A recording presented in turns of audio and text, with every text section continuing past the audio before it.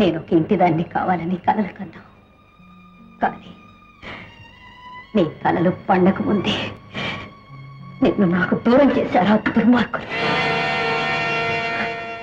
నీ మీద ప్రమాణం చేసి చెప్తున్నాను, వాళ్ళని అంతం చేసి నీ ఆత్మకు శాంతి కలిగిస్తాను, శాంతి కలిగిస్తాను. నేనమ్మడు పిస్తోల్ దించి నీతో మాట్లాడాలి. నీతో నేను మాట్లాడక్కర్లేదు. నువ్వు చెప్పేది విను. ఏమిటి నువ్వు చెప్పేది? ఆడు గడుసు పిండం, ఆడెంత పడితే ఏం లాభం? నేను నీ ఎంత పడతా? వచ్చావా సోగ్గాడా? నీకోసం ఎదురు చూస్తున్నా. నేను నీకోసమే చూస్తున్నాను. అమాయకురాలైన రాధను చంపడానికి ఎందుకు ప్రయత్నించావు? ఇంకెప్పుడైనా ఇలాంటి అఘాయిత్యం తలపెట్టావంటే నీ ప్రాణాలు దక్కవ. జాగ్రత్త. అసలు ఆ పగడాల సుబ్బయ్య నీకేమవుతాడు? చాలా దగ్గరకు వచ్చావన్నమాట. అడిగిన దానికి సమాధానం చెప్పు. చెప్పు పిల్ల. సరే గాని ఆ రాధ ఎవరబ్బాయా? నువ్వు నోరు ముయ్యి అబ్బాయా. అబ్బా సోగ్గాడా, నేను చేసే ప్రయత్నానికి వెనక ఒక పరమరహస్యం ఉంది. అది నీకే చెప్తాను. ఏనాటికైనా సత్య రాధతో నీ స్నేహం మానుకొని నాతో చేయగలవు, సుఖపడతావు. మళ్ళీ ఇలాంటి మాటలు మాట్లాడావంటే నేను క్షమించను. అబ్బాయా, పిల్ల చాకులాగుంది, ప్రేమిస్తానంటోంది, సుఖ పెడతానంటోంది, వద్దంటావేటబ్బాయా? అన్నం పుణ్యం వెరుగని అమాయకుల్ని చంప చూసే ఈ మాయలాడికి ప్రేమ కూడాను. నేను మాయలాడిని కాను, కానీ నువ్వు మాత్రం పచ్చి మోసగాడి. ఈ నాగన్న లాంటి కూలీకోరలను రక్షించి బతికే పెద్ద మనిషివి. ప్రజల్ని, రాజ్యాంగాన్ని అన్యాయం చేస్తున్నావు. నువ్వో నాకు నీతులు చెప్పేది? ప్రజలు నా ప్రాణం, రాజ్యాంగం నా ఆరాధ్య దేవత. ఇంకా న్యాయం అంటావా? న్యాయం కోసం పోరాడబట్టే నేను ఈనాడు ఇలా అడవుల పాలై తిరుగుతున్నాను. నేను కొత్తవాల్ కొమరయ్య గారి కుమారుణ్ణి, అమరవేడు కొలువులో ఒకప్పుడు అధికారిని. ఒకనాడు కట్టుకున్న దాన్ని కాపాడవచ్చిన రైతును నిలువునా హత్య చేసిన హంతకుడు శాబాష్ కృష్ణ ప్రసాద్. పింఛను పుచ్చుకుంటున్న మీ తండ్రి గారు గర్వపడే పని చేశావు.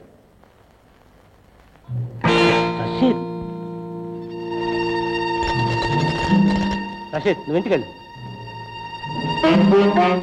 ఏమిటిది? ఎంతో కష్టపడి పట్టుకొచ్చిన దుర్మార్గుణ్ణి శిక్షించకుండా విడిచిపెట్టేస్తారా? ఉత్తమ కులంలో పుట్టిన వాడిని, సిరి సంపదలు గలవాడిని చేతికి అరదండాలు వేసి రాజవీధిలో నడిపించుకు తీసుకొచ్చావు. ఇంతకన్నా శిక్ష ఏమిటి? అన్యాయం.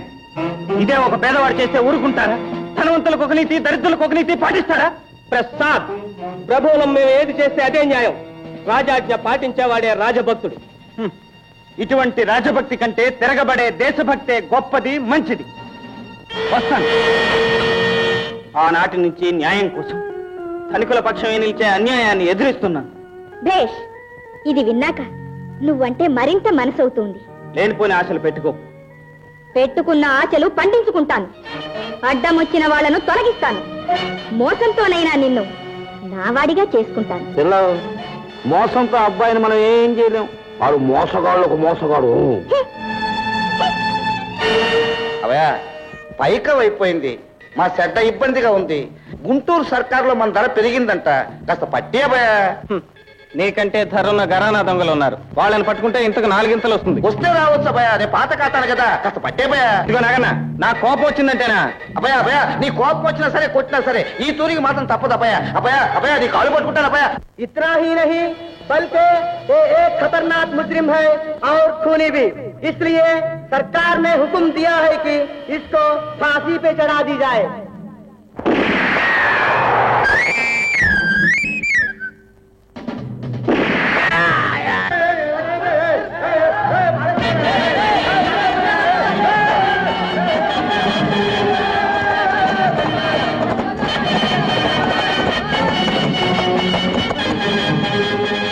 ఇదిగో నీ వాట.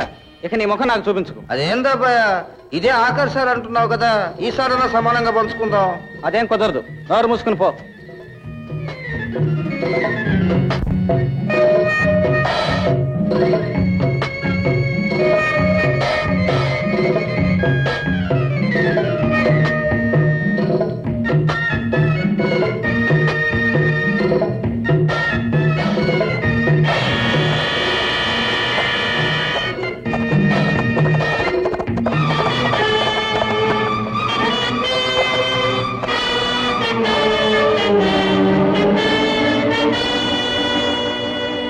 నన్నే మోసం చేద్దాం అనుకున్నావా?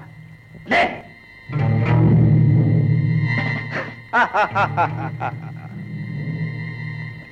అబ్బాయా కింద పైన మాడిపోతుంది అబ్బాయా. అండని దీంతో గాని నీకు బుద్ధి రాదు. పోతున్నావా కొడుకు? పో. నేను బతికి బయటపడితే నిన్ను చేయి చూడకపోతే నా పేరు నాగన్నే కాదు కొడుకు. పో కొడుకు.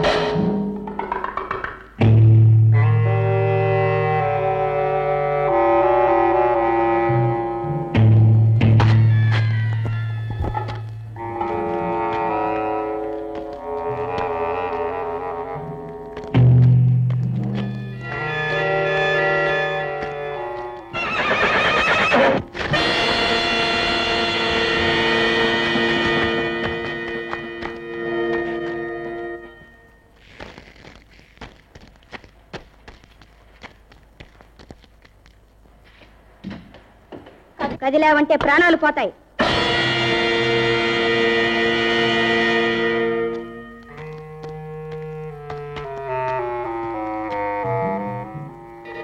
ఎవరిని? ఎందుకు వచ్చావు? నాకు కావలసిన ముఖ్యమైన నిధి తాళాలు మీ ఇంట్లో ఉండాలి. వాటి కోసమే వచ్చాను. ఎక్కడున్నాయి తాళాలా? అవును, చెప్తావా? నిన్ను చంపి నన్నే వెతుక్కోమంటావా? ఉండిస్తాను.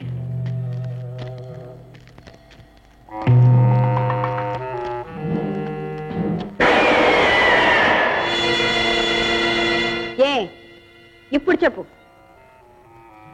నీకు ప్రాణాలు కావాలా, తాళాలు కావాలా?